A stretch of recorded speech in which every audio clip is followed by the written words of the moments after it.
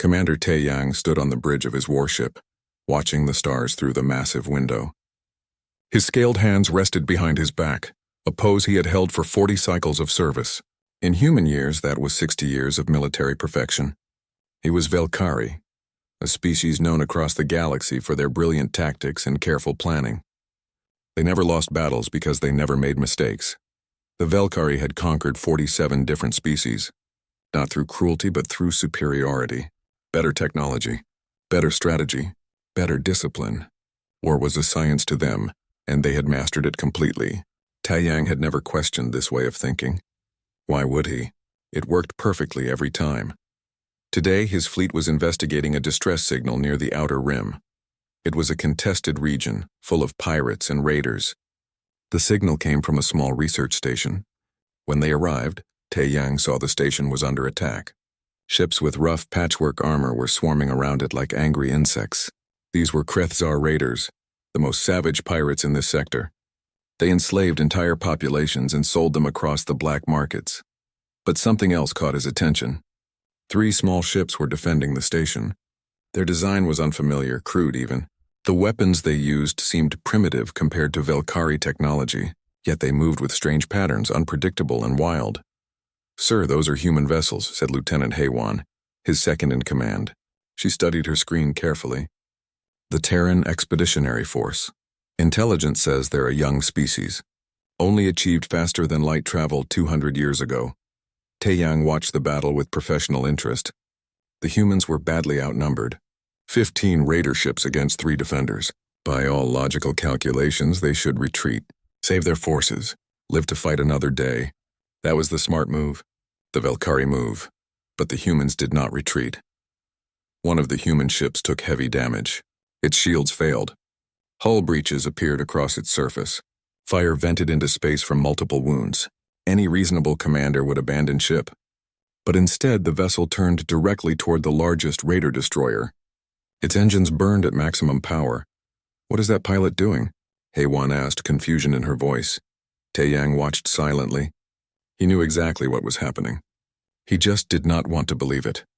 The human corvette slammed into the raider destroyer at full speed. The explosion was massive. Both ships were destroyed instantly. Metal and fire bloomed in the darkness of space like a deadly flower. "Suicide attack," Taeyang said quietly. "Wasteful, desperate, primitive. But the attack had an effect." The raiders hesitated. Their formation broke apart. In that moment of confusion, the 2 remaining human ships pressed their attack with renewed fury. They moved like wounded animals, dangerous and unpredictable.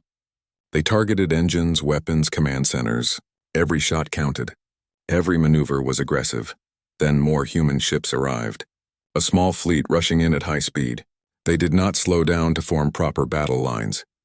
They did not organize into standard attack formations. They simply charged straight at the raiders, weapons already firing. The raiders, already shaken, began to retreat. They outnumbered the humans, but something about the attack had broken their confidence. They jumped away into hyperspace, leaving the system. Taeyang ordered his fleet to move in. The Velkari could not allow raiders to control this region. It was strategically important. As his ships took up defensive positions, he studied the human vessels more closely. They were damaged. Very damaged. Burn marks covered their hulls. Some had holes blown completely through them. One ship was venting atmosphere from 3 different breaches. By Velkari standards, these ships should be in repair docks for months. Yet the humans acted like they had just won a glorious victory. "Sir, we are receiving a communication from the human commander," Haywan reported.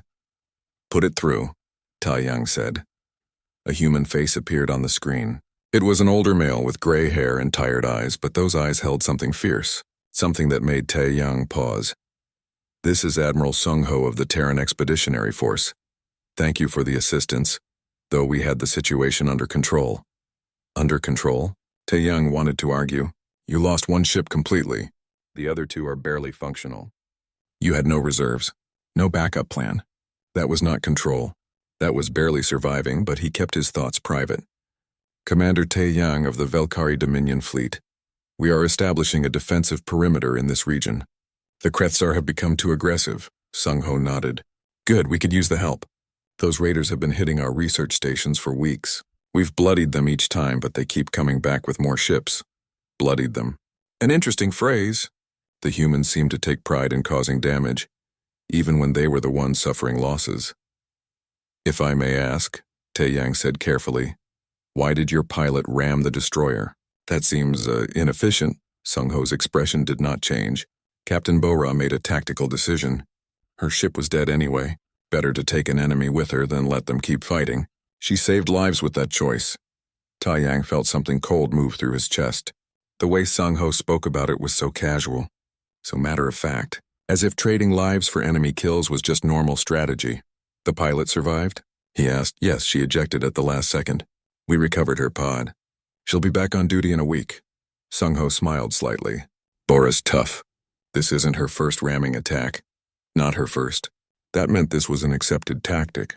Something they trained for, taught to pilots as a valid option. Tae-Yang had studied hundreds of species and their military doctrines. None of them included suicide attacks as standard procedure. We should coordinate our efforts, Tae-Yang said, pushing his concerns aside. Intelligence suggests the Krethzar are gathering for a larger offensive. Agreed. I'll send over our tactical data. Maybe we can catch them before they hit us again. Sung-Ho's image flickered. Looking forward to working with you, Commander. I've heard good things about Valkyrie tactical brilliance. The communication ended. Tae-Yang stood silently for a long moment, sir. Hae-Won approached him carefully. What do you think of the humans? Tae-Yang considered his words. They are reckless, emotional. They throw away lives without proper calculation. They win through desperation rather than skill. But they did win, Hae-Won pointed out quietly. That was the troubling part. By all logic, the humans should have lost that battle.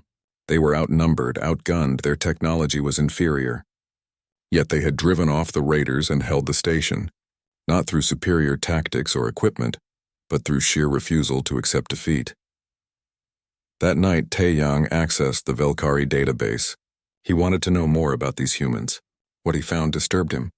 Humanity had been at war with itself for its entire recorded history. Thousands of conflicts, millions of dead. They had developed more ways to kill each other than any species in the database. War was not just something humans did. It was woven into their very culture. But what troubled him most was a note in the file. A quote from a human general thousands of years old. In war there is no substitute for victory. Simple words. But they revealed something fundamental about human thinking. Victory was not just one option among many. It was the only acceptable outcome, no matter the cost. Tae-Yang closed the file and looked out at the stars. Somewhere out there, the Krethzar were gathering their forces. Soon, there would be another battle. And he would be fighting alongside humans. The thought made him uneasy in ways he could not fully explain. He had spent 40 cycles mastering the science of war. But the humans seemed to practice something different. Not science. Something more primal, more dangerous. They fought like the universe itself was their enemy. And they refused to surrender no matter what the odds said. For the first time in his long career, Commander Tae-Yang felt something he had not experienced in decades. Uncertainty. And beneath that, just the smallest seed of something else. Something that would grow in the days to come. Fear. The strategy meeting was held aboard Tae-Yang's flagship. The conference room was large and clean, designed for efficient military planning. Holographic displays showed the sector map, with red markers indicating known Krethzar positions. Blue markers showed the combined human and Valkyrie forces. Admiral Sung-Ho arrived with Captain Bo-Ra and 2 other human officers. Bo-Ra walked with a slight limp, but otherwise showed no signs of her recent near-death experience. She smiled at Tae-Yang as she entered. He did not understand how someone could smile after ramming a ship into an enemy destroyer just days ago. Thank you for hosting us, Commander, Sung-Ho said, taking a seat. The other humans sat as well, casual and relaxed. Valkyrie officers never sat so informally during strategy meetings. Tae-Yang activated the holographic display. Our intelligence indicates the Krethzar are massing a large fleet. Approximately 150 vessels. They will likely strike at our defensive positions within 2 weeks. He manipulated the display, showing his proposed defense plan. We establish 3 defensive lines here, here, and here. Each line falls back to the next when enemy pressure becomes too great. We trade space for time, wearing down their forces through calculated attrition. Estimated timeline 4 weeks. Estimated casualties, 12 to 15%. It was a perfect plan. Minimal losses, maximum enemy damage. The Valkyrie way. Sung-Ho studied the display quietly. Then he leaned forward. Or we hit their supply depot now, before they launch their offensive. Cripple their logistics. Force them to either attack without proper support or delay their plans. The supply depot is heavily defended, Taeyang said. 20 warships minimum. Multiple weapon platforms. Attacking it directly would cost us 30 to 40% casualties. The risk outweighs the potential gain. But if we succeed, we save the lives of everyone in this sector. Sung-Ho countered. 4 weeks of siege warfare means 4 weeks of raider attacks on civilian targets. Research stations. Colony worlds. Mining operations. How many people die while we're executing your perfect defensive plan? Taeyang felt his scales tighten with irritation. Those are acceptable losses compared to losing our entire fleet in a reckless assault. Acceptable to who? Bora spoke up suddenly. Her voice was quiet but firm. Those civilians are people. They have families, lives, dreams. You call their deaths acceptable because they're not soldiers. I call them acceptable because saving them is strategically impossible without unacceptable military losses. Taeyang replied coldly. The meeting continued for another hour, but no agreement was reached. The humans wanted aggressive action. The Valkyrie wanted careful planning. Finally, they compromised. Taeyang would execute his defensive strategy. The humans would attempt their raid on the supply depot with their own forces. After the humans left, Lieutenant Haewon approached Taeyang. Sir, the human assault will fail. They're walking into a slaughter. I know, Taeyang said quietly, but they won't listen to reason. We'll be ready to salvage what we can when their attack collapses. 3 days later, the human strike force launched their attack. Taeyang watched from his bridge, monitoring their progress. 12 human ships against 20 Krethzar defenders. The odds were terrible. The humans approached using an asteroid field for cover. Smart. They moved in complete silence, running cold to avoid detection. Also smart. Perhaps they were not complete fools after all. Then the raiders detected them. Weapon platforms activated. Warships moved to intercept. The humans were caught in a kill zone. Taeyang prepared to order a rescue operation, but the humans did not retreat. Instead, they did something insane. They fired their weapons at the asteroid field itself. Massive explosions sent chunks of rock flying in all directions. The carefully calculated kill zone became a storm of debris. The raider weapons could not track targets through the chaos. Their formations broke apart, trying to avoid asteroid impacts. In that moment of confusion, the humans charged straight through the debris field. Their shields were battered. Their hulls took damage, but they kept coming. They're insane, Haewon whispered.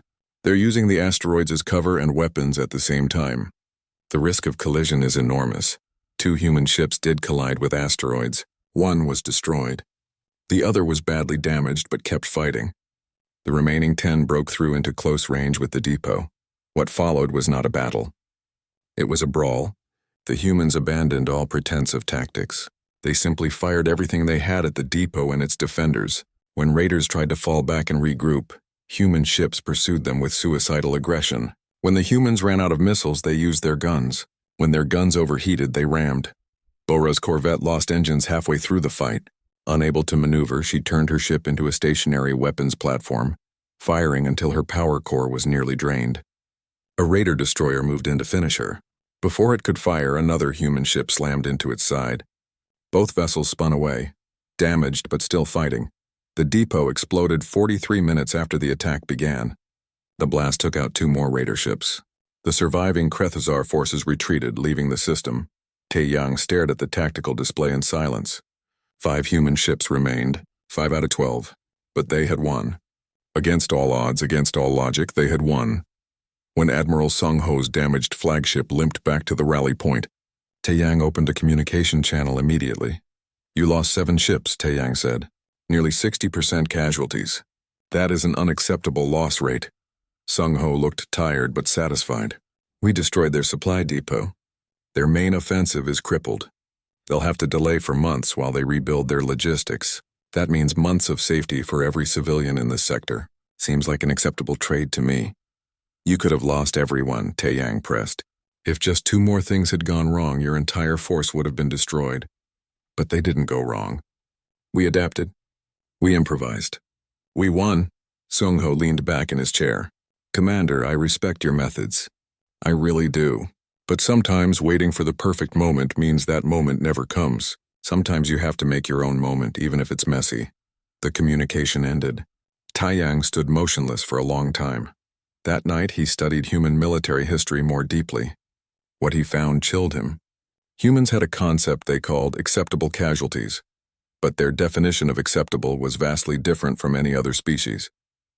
They would trade thousands of lives for strategic objectives. They celebrated victories even when the cost was horrifying. They had wars that lasted years, decades, even centuries, and they never stopped fighting. One historical document caught his attention. A human general from ancient times had written, "War is cruelty. The crueler it is, the sooner it will be over." That philosophy seemed to guide everything humans did in combat. They did not seek to minimize suffering. They sought to concentrate it, to make it so terrible that their enemies would break. Hae-won found him in his quarters late that night. "Sir, I've been analyzing the human assault. Their tactics make no sense by our standards, but they work. Consistently. I pulled data from every engagement humans have fought in the last 50 years. Their casualty rates are always high, but their victory rate is even higher. How is that possible?" Taeyang asked. I think they've weaponized their own willingness to die. They've made it so that fighting humans costs more than most enemies are willing to pay. Even when humans lose ships and soldiers, they extract such a high price that their enemies question whether victory is worth it. Taeyang considered her words. It made a terrible kind of sense. The Krethzar were pirates. They wanted easy prey, but the humans made themselves expensive. Every engagement cost the raiders heavily.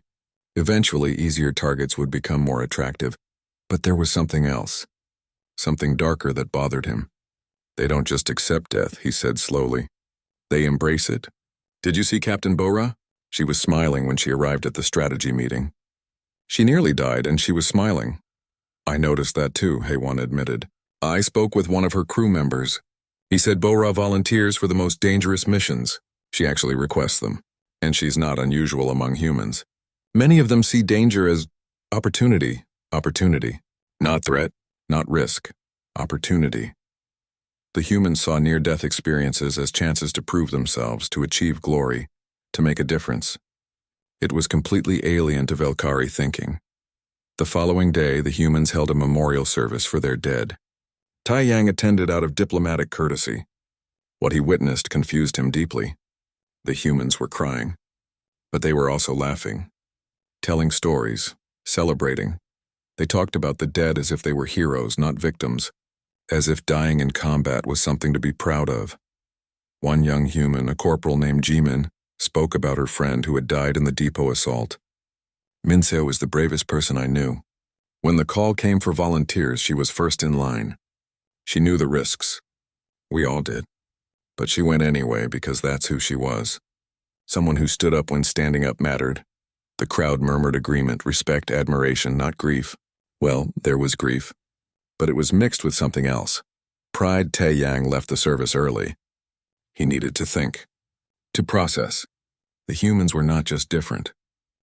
The warning came 3 weeks later. Intelligence satellites detected a massive Krethzar fleet gathering at the edge of the sector. The numbers made Taeyang's scales go cold. 300 ships, maybe more. The largest raider force ever assembled. Their target was clear. Nova Sol, a human colony world. 12 million civilians, families, children, all of them in the path of a pirate armada that would either kill them or sell them into slavery. The combined human and Velkari fleet numbered barely 80 ships. The math was simple and brutal. They could not win. Any attempt to defend Nova Sol would result in total annihilation. Taeyang received his orders from Velkari High Command within hours. Withdraw. Establish a new defensive line. Preserve fleet strength. Let the humans evacuate what they could from Nova Sol, then abandon the planet. It was the logical choice. The only choice that made military sense. Saving Nova Sol would cost everything they had, probably more. The casualties would be 100%. Complete extinction of their forces. But logic felt hollow when Taeyang looked at the holographic display showing Nova Sol. 12 million people. He had never cared much about civilians before. They were variables in strategic calculations, numbers on a screen. But after weeks of working with humans, something had changed. He could not stop thinking about Ji-Min speaking at the memorial, about Bora smiling after nearly dying, about all those humans who faced death and decided some things mattered more. He called Admiral Sung-ho. The human appeared on screen looking older and more tired than ever. He already knew what Taeyang was going to say. "We have to withdraw," Taeyang began. "The Kreth-Zar fleet is too large. Defending Nova Sol is impossible. High Command has ordered. We're not leaving." Sung-ho's voice was quiet but absolute. No anger, no negotiation, just statement of fact. "Admiral, please listen. We cannot win this battle. The numbers, I don't care about the numbers." Sung-ho leaned forward. "Commander, those are our people down there." "My sister lives on Nova Sol, my nieces, my nephew. They're 7 and 9 years old. You want me to tell them I'm abandoning them because the math doesn't work? I want you to survive," Taeyang said. "Dead heroes save no one. Maybe, but living cowards damn everyone." Sung-ho's eyes were hard. "We're staying. We'll buy time for evacuations. We'll make the raiders pay for every kilometer. And if we die knowing we stood for something that mattered." The screen went dark. Taeyang sat alone in his quarters for a long time. The choice before him was clear. Follow orders, withdraw, live to fight another day. That was the Velkari way. That was 40 cycles of training and experience speaking. But another voice spoke in his mind. A newer voice, one that asked uncomfortable questions. What was the point of surviving if you abandoned everything worth fighting for? What was the point of military perfection if it only worked when you had the advantage? What was the point of living if you could not face yourself afterward? He called a meeting with his senior officers. 15 Velkari commanders gathered in the conference room. Haewon stood beside him, silent and watchful. "High Command has ordered our withdrawal," Taeyang began. "The human fleet is staying to defend Nova Sol. They will be destroyed." "All of them," the officers murmured. Some nodded. It was the expected outcome. Humans were brave but foolish. "I am going to disobey orders," Taeyang said quietly. "I am staying with the humans. The Velkari fleet will stand with our allies." Silence. Complete total silence. Disobeying High Command was unthinkable. It meant disgrace. Court-martial. Probably execution if they somehow survived. One officer spoke up. "Sir, this is suicide. We cannot win." "The tactical analysis." "I know the analysis," Taeyang interrupted. "I know what logic says. But I have learned something from the humans these past weeks. Logic is not the only factor in war. Will matters. Purpose matters. And sometimes doing the right thing matters more than doing the smart thing." Haewon stepped forward. "I stand with the commander.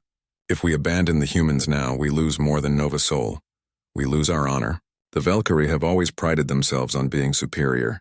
But what good is superiority if we only fight battles we can easily win? The humans are teaching us something we forgot. That courage means standing up when it's hard, not just when it's safe." Another officer nodded slowly. Then another. One by one they agreed, some reluctantly, some with fierce determination. But they agreed. Taeyang sent a final message to High Command. "We stand with our allies. If we fall with honor. The Velkari fleet will not abandon those who trust us." The response came quickly. "Your actions constitute treason. You are relieved of command. Withdraw immediately or face consequences." Taeyang deleted the message. He would face consequences later. If there was a later. The next 3 days were a blur of preparation. Human and Velkari crews worked side by side preparing defenses. They mined the approaches to Nova Sol, set up weapon platforms, positioned the fleet for maximum defensive coverage, but everyone knew it was not enough. 300 raider ships against 80 defenders. No amount of preparation could overcome those odds. Captain Bora found Taeyang on the observation deck. She stood beside him, looking out at the human colony below. City lights sparkled across the dark side of the planet. "Thank you," she said quietly, "for staying." "I am not sure it was the right decision," Taeyang admitted. "By all logic, we should have left." "Logic isn't everything," Bora smiled slightly. "Humans learned that a long time ago. Sometimes you have to trust your gut." "What does your gut say?" Taeyang thought about it. His gut said he was terrified. His gut said this was insane. His gut said they were all going to die. But his gut also said this was right, that some things were worth dying for, that 12 million lives mattered more than his own survival. My gut says we stand together, he said finally. Bora nodded. Good. Because we're going to need everyone together for what's coming. That night, Heywan could not sleep. She found Taeyang on the bridge, staring at the tactical display. The red markers showing the Krethzar fleet grew closer every hour. Sir, I've been thinking about something, she said. What terrifies me about humans isn't their willingness to die. It's how they've made death into a weapon. They've turned sacrifice into strategy. Every human ship out there is potentially a bomb. Every pilot is potentially a martyr. The Raiders have no defense against that kind of warfare. Taeyang nodded slowly. I know. That's what makes them so dangerous. They've looked at mortality and decided to weaponize it. Most species fear death. Humans have learned to use that fear against their enemies. Do you think we can learn to fight like them? Heywan asked. I don't know, but we're about to find out. The Krethzar fleet arrived the next morning. They came out of hyperspace in a massive formation that blotted out the stars. 300 ships of various sizes, all of them armed and dangerous. Admiral Sung-ho opened the fleet-wide channel. All ships, this is Admiral Sung-ho. We all know what we're facing. We all know the odds. But we also know what we're fighting for. Every second we hold the line is another second for civilians to evacuate. Every raider we destroy is one less threat to innocence. So let's show these bastards what it means to face someone who refuses to quit. The human crews cheered. Even some Velkari crews joined in. Taeyang opened his own channel. Velkari fleet, we stand at a turning point. We can follow doctrine and ensure our own survival, or we can stand with those who need us regardless of cost. I have made my choice. Each of you must make yours. But know this, win or lose, live or die, we will be remembered. Not for our tactics, not for our technology, but for our courage. The raiders began their approach. Weapons charged, shields activated. The battle for Nova Sol was about to begin, and for the first time in his life, Commander Taeyang understood terror. Not terror of the enemy, terror of what he was willing to become, terror of the human way of war that he was about to embrace. But beneath that terror was something else, something fierce and burning, the same thing he saw in every human face, the thing that made them so dangerous, hope. The first wave hit like a storm. 50 Krethzar ships broke away from the main fleet and charged the defensive line. Their weapons lit up space with fire and destruction. The combined fleet responded with everything they had. The battle plan was simple. Fight a controlled retreat through the prepared defensive zones. Make the raiders pay for every kilometer. Buy time for the civilian evacuations. For the first hour, it worked. The defenders fell back through their minefields. Raiders died in explosions. Weapon platforms took a heavy toll. The Krethzar were paying dearly for their advance, but there were too many of them. For every raider destroyed, 2 more took its place. The defenders lost ships steadily. A Velkari cruiser went down with all hands. 2 human destroyers were torn apart by concentrated fire. The casualties mounted quickly. Taeyang watched his tactical display with growing dread. They had lost 20% of their fleet in the first hour. At this rate, they would be extinct in 5 hours. Long before the evacuations could finish, then something changed. Admiral Sung-ho opened a channel across the entire human fleet. All human vessels, this is Admiral Sung-ho. Activate Protocol Omega. I say again, Protocol Omega is now active. What is Protocol Omega? Heywan asked urgently. Taeyang pulled up the tactical database. His blood went cold when he read the description. It is total commitment. No reserves. No retreat. Every human ship fights until destroyed. They are abandoning all defensive doctrine. That is insane, Heywan breathed. That is human, Taeyang corrected. The human fleet transformed before his eyes. Ships that had been falling back in orderly retreat suddenly reversed course. They charged directly at the raiders with weapons blazing. No caution. No calculation. Just pure fierce aggression. A human frigate took critical damage to its engines. Unable to maneuver, the crew evacuated while the captain stayed aboard. He piloted the drifting vessel directly into a raider cruiser. The explosion took out 3 more enemy ships. Captain Bora's corvette lost shields and half its weapons. Instead of retreating to repair, she pushed forward into the thickest fighting. Her remaining gun blazed continuously. When a raider tried to close for the kill, she rammed it. Both ships survived the collision, but the raider was crippled. Across the battlefield, human ships fought with suicidal bravery. They used damaged vessels as weapons. They boarded enemy ships not to capture them but to sabotage them from within. They rigged reactor cores to explode in the middle of raider formations. The psychological effect on the Krethzar was immediate. Pirates were predators. They expected prey to run, to beg, to surrender when faced with overwhelming force. They had never fought an enemy that treated death as an acceptable outcome. Raider formations began to falter. Ships hesitated. Captains questioned their orders. Every engagement with humans was costly. Every human ship destroyed took raiders with it. The math that should have guaranteed an easy victory started to look very different. Tae-Yang watched in horror and fascination. The humans were dying. Their casualty rate was catastrophic, but they were taking the raiders with them. And more importantly, they were breaking the enemy's will to fight. Then he saw something that changed everything. Captain Bora's corvette finally took too much damage. Her ship was breaking apart. The crew evacuated in escape pods, but Bora stayed at the controls, guiding her dying vessel toward a raider carrier. Her final transmission came through clearly. For Nova Sol, for humanity, for every species that learns to stand when the universe says kneel. Her ship struck the carrier's hangar bay. The explosion ripped through the massive vessel. Secondary detonations followed as stored fuel and ammunition cooked off. The carrier broke apart. 2 nearby destroyers were caught in the blast and destroyed. Tae-Yang stared at the empty space where Bora had been. She was dead.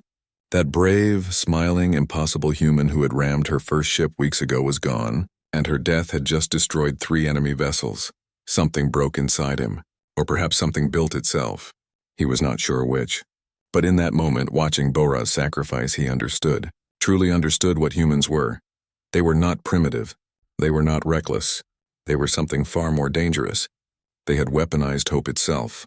They had looked at mortality and decided that if they must die, they would make it so expensive that their enemies would regret ever forcing the choice. He opened a channel to the entire Velkari fleet. All ships, this is Commander Tae-Yang.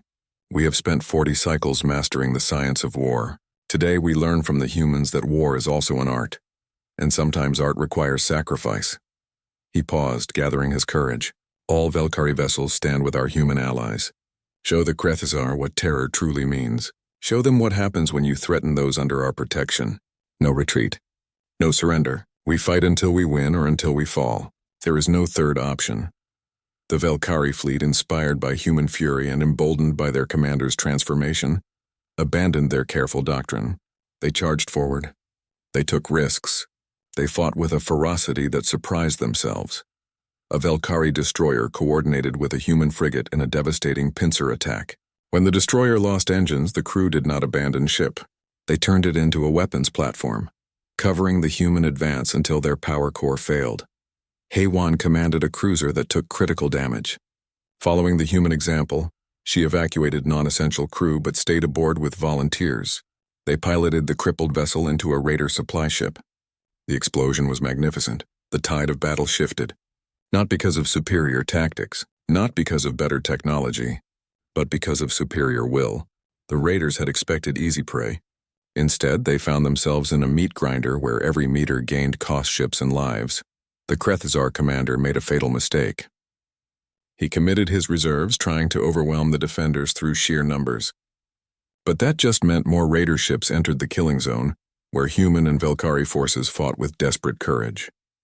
A human captain broadcast a message that was picked up by raider communications. You want this planet? Come and take it, but know that every meter will cost you blood. Every minute will cost you ships. And we will never stop, never surrender, never quit. We will fight you in space. We will fight you in orbit. We will fight you on the ground. And if you somehow win, if you somehow break us, know that every human in the galaxy will remember, and they will come for you. That message spread through the raider fleet like poison. Pirates were motivated by profit, not ideology. They signed up for easy loot, not wars of annihilation. The cost of taking Nova Sol was becoming unbearable. Ships began to break away from the raider fleet. First one, then 5, then dozens. The Krethzar formation disintegrated as individual captains decided that survival was more important than victory. The fleet that had come to conquer fled in disorder. The remaining raiders fought on, but their heart was gone. The defenders pressed their advantage mercilessly. Human and Velkari crews worked together in perfect coordination, having learned each other's strengths through shared sacrifice. When the last raider ship jumped away to hyperspace, silence fell across the battlefield. The defenders had won. Against all odds, against all logic, they had won. But the cost was staggering. The human fleet had suffered 68% casualties. The Velkari had lost 41%. Ships drifted in space, burning and broken. Debris fields marked where brave crews had made their last stands. Admiral Sung Ho's damaged flagship limped alongside Taeyang's command vessel. The human admiral looked ancient, exhausted, but his eyes still burned with that impossible fire. "Still think we're primitives, Commander?" His voice was hoarse but steady. Taeyang was quiet for a long moment. Around him, his bridge crew worked to coordinate rescue operations. So many dead, so many wounded. But they had saved Nova Sol. 12 million lives preserved because people had been willing to die for them. "No, Admiral," he said finally. "I think you are the most terrifying species I have ever encountered. You have made death itself into a weapon. You have turned sacrifice into strategy. And I am grateful, deeply grateful that you are on our side." Sung Ho smiled wearily. "We just did what needed doing. What humans have always done. We stood up when it mattered. You did more than that," Taeyang said. "You taught us something we had forgotten. That courage is not the absence of fear. It is acting despite fear because something matters more than your own survival." Below them, Nova Sol continued to spin peacefully. City lights twinkled in the darkness. 12 million people who would wake tomorrow because others had refused to abandon them. Taeyang thought of Captain Bo-Ra, of her smile, of her final words. She had known she was going to die, and she had done it anyway because it mattered. That was the human way. And now perhaps it was becoming the Velkari way too.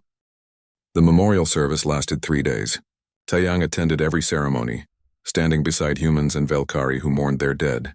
He had thought he understood grief. The Velkari had quiet, dignified ceremonies where they acknowledged loss and moved on. Efficient, clean, logical. Human memorials were nothing like that. They were loud, messy, emotional. People cried openly. They laughed while sharing stories. They celebrated the dead as heroes while mourning them as friends. It was chaotic and beautiful and completely alien to everything Taeyang had known. On the second day, Lieutenant Jimin spoke about Captain Bo-Ra.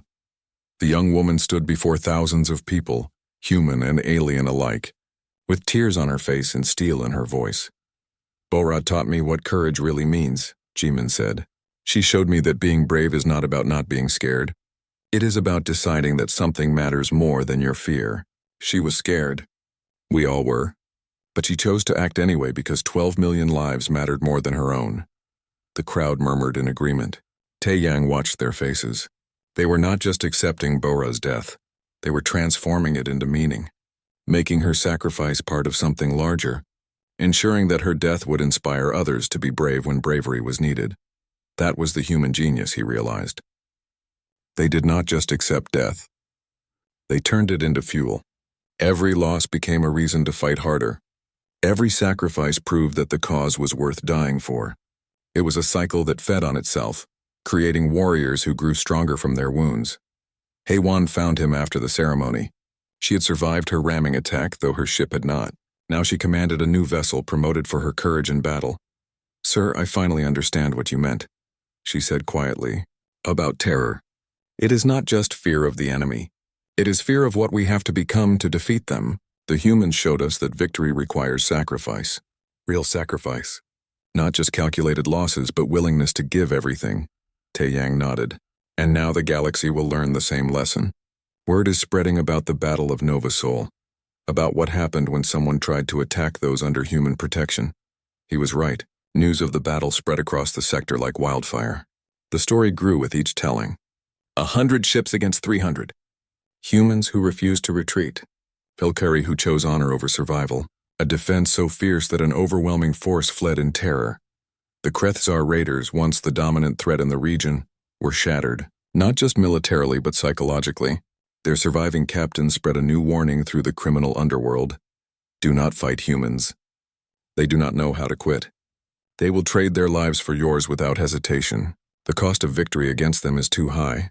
That fear was perhaps the greatest victory of all. The humans had not just won a battle. They had won a reputation. They had shown the galaxy what happened when you pushed them too far. And the galaxy remembered. The political consequences were equally profound. Velkari High Command, initially furious at Taeyang's disobedience, found themselves in an awkward position. The commander who had defied orders was now a hero. Species across the sector were requesting military alliances with both humans and Velkari. The Terran Expeditionary Force was flooded with offers of cooperation. More importantly, the Velkari military began a fundamental restructuring. Taeyang was not court-martialed. Instead, he was promoted and tasked with creating a new training program, one that incorporated human tactical philosophy alongside traditional Velkari doctrine. The Empire was learning that sometimes the science of war had to include something humans understood instinctively: the power of absolute commitment. 6 months after the battle, Taeyang stood on a memorial platform built on Nova Sol. 10,000 names were carved into crystal structures that caught the sunlight and made it shine like stars. Human and Velkari named side by side, united in death as they had been united in battle. Admiral Sung Ho joined him. The human looked healthier now, though the weight of command still showed in his eyes. They stood in silence for a long moment, just looking at the names. "I have been thinking," Taeyang said finally, "about everything that happened, about what we learned." "And what did you learn?" Sung Ho asked. "That I spent 40 cycles perfecting warfare. Perfect tactics, optimal strategies, minimal losses. Everything calculated and controlled. And yet in a single battle, following no doctrine at all, we achieved something I never had before. What was that? We fought for something that mattered more than victory itself. We fought for people, for values, for the simple idea that some things are worth dying for." Taeyang traced Bora's name on the memorial. "That is what humans understand. You have always known you are not the strongest, not the smartest, not the most advanced. So you made yourselves the most stubborn, the most willing to pay the price." Sung Ho smiled slightly. "And sometimes that is enough." A young human girl approached with flowers. She was maybe 8 years old, with bright eyes and a shy smile. She laid the flowers at the memorial and looked up at Taeyang. "Thank you," she said simply, "for staying. For fighting for us." Taeyang knelt down to her level, something no Velkari commander would have done before meeting humans. "Thank your people," he said gently. "They taught us what it means to be brave." The girl smiled and ran off to join her family. Taeyang stood slowly, watching her go. That child would grow up in a safe world because people had been willing to die for her. She would never fully understand the price of her freedom. But that was okay. That was the point. Years later, Taeyang wrote a book about his experiences. It became required reading in military academies across both human and Velkari space. The final chapter contained his deepest reflections on what he had learned. He wrote about terror, about how he had spent his entire career trying to wage war without fear, how the Velkari way was clean and calculated, how they had perfected the science of victory. Then he wrote about fighting alongside humans, about watching Captain Bora smile after ramming a ship, about seeing Jimin celebrate her friend's death as heroic rather than tragic, about Admiral Sung Ho's absolute refusal to abandon those under his protection. He wrote about Protocol Omega and what it meant, about a species that had weaponized their own mortality, about soldiers who went into battle knowing they might die but fighting anyway because the cause mattered more than survival. And he wrote about standing in space, watching the Krethazar fleet flee, and finally understanding what terror really meant. The book's final passage became famous across the galaxy. "I never understood terror until I fought with humans." Not terror of death. That is simple. Every soldier knows that fear. No, I learned a different terror. The terror of purpose. The terror of commitment. The terror of looking at impossible odds and deciding to fight anyway because something matters more than your own life. Humans have spent thousands of years perfecting this terror. They have made it their weapon, their shield, their way of life. And they taught us that the greatest warriors are not those who never feel fear. They are those who feel fear and act anyway, who look at death and decide it is an acceptable price for protecting what they love. That is the terror humans carry with them. And that is why, when you fight beside them, you learn to be terrified of what you are capable of becoming.